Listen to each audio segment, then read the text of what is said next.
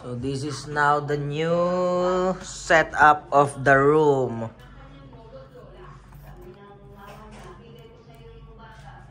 Yes. So Epot just arrived on this side. And Jezreel will be on this side.